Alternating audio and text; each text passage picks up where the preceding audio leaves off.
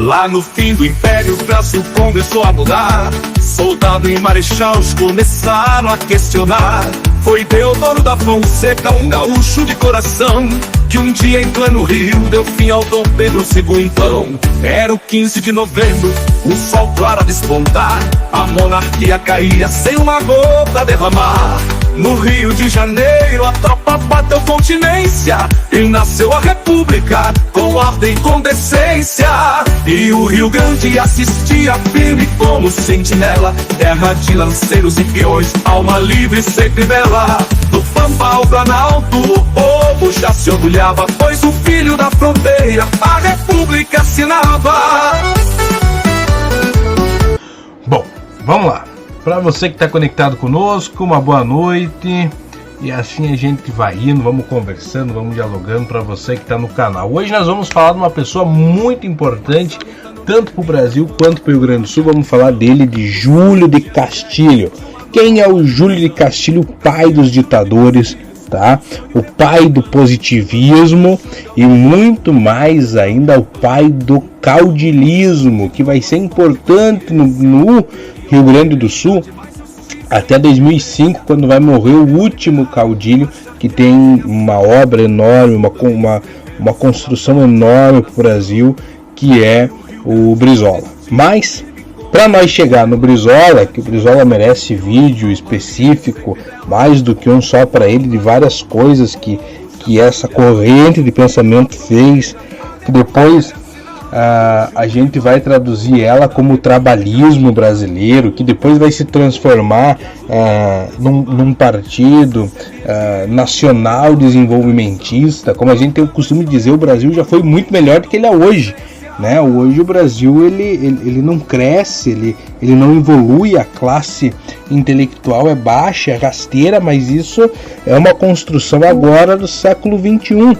No século XX nós tínhamos coisas bem definidas, e uma das coisas bem definidas que nós vamos ter é o que é ser republicano. Bom, nós pegamos um contexto da monarquia. Dom Pedro se gastou muito por conta da Guerra do Paraguai, né? E com isso nós vamos ter uma situação enorme acontecendo agora. Nós temos o quê? A igreja não quer mais o padroado, que se chama. A igreja não tá mais querendo ficar no Brasil. Isso a gente está falando da igreja católica, não querendo mais ficar no Brasil. Dom Pedro II está velho, tá?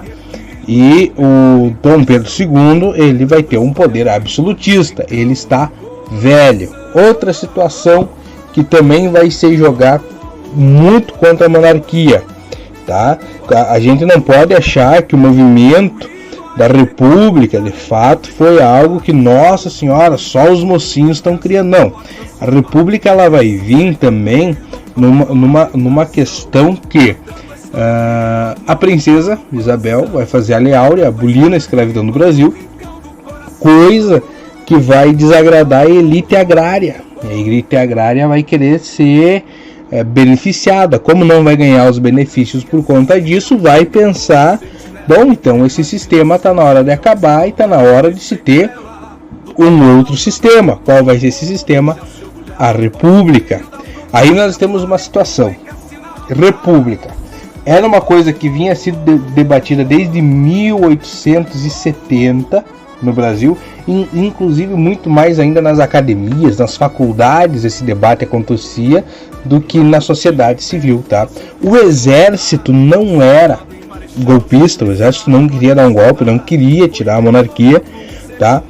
Mas é uma função, é uma conjuntura de muitas coisas que vai acontecer com que haja isso no Brasil, tá? Mas vamos focar um pouquinho no Rio Grande do Sul.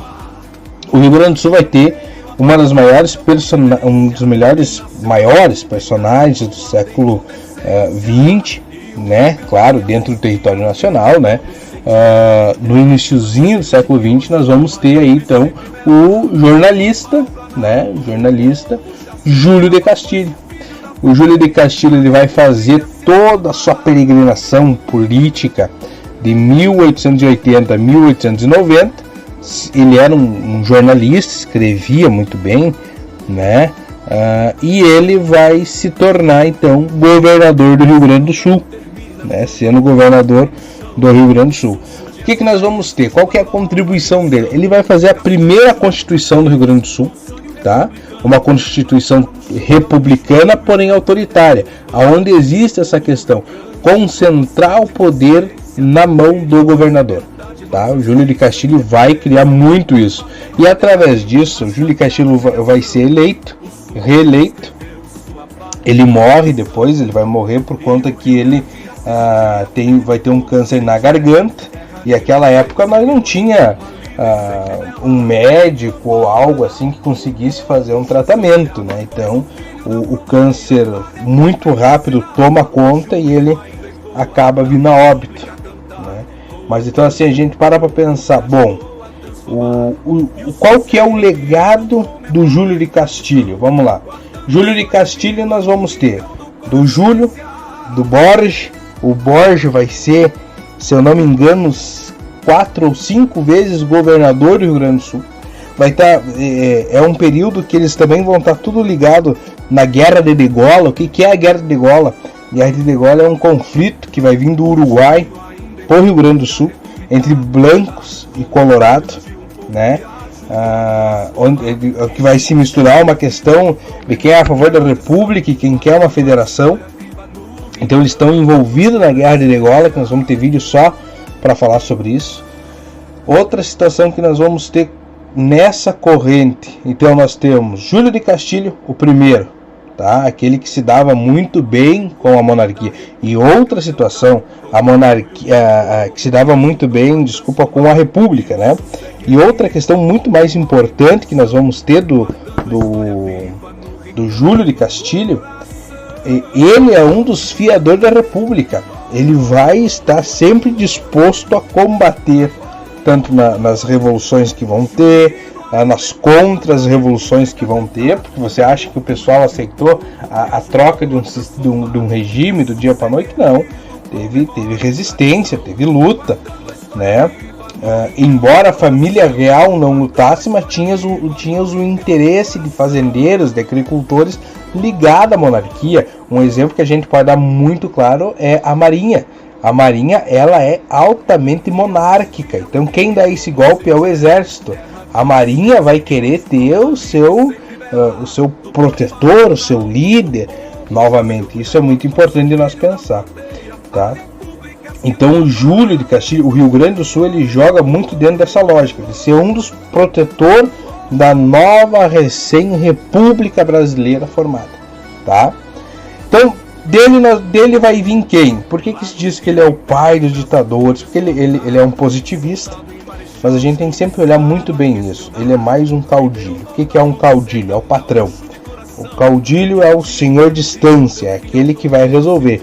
E nós vamos ter alguns elementos muito fortes do caudilismo, da corrente criada no Rio Grande do Sul, e talvez a gente até possa colocar outros presidentes dos Pampa, aí, presidente os presidentes da América Espanhola, a gente pode colocar também dentro desse contexto. Vamos pensar assim, o Perón, tá? Será que o Perón é populista? O Vargas é de fato populista, porque o cunho, o falar ser populista, a elite paulistana não tendo como combater o Vargas, ou como combater, ou não sabendo botar direito o nome das políticas que o Vargas implementa, cria então o nome populista, né? Mas a gente pode ver que toda vez que a América do Sul ela é explorada, ou ela está sofrendo de alguma certa exploração estrangeira, ela tende a dar uma resposta não americana. O que é essa resposta não americana? É colocar líderes nacionais para trabalhar, né?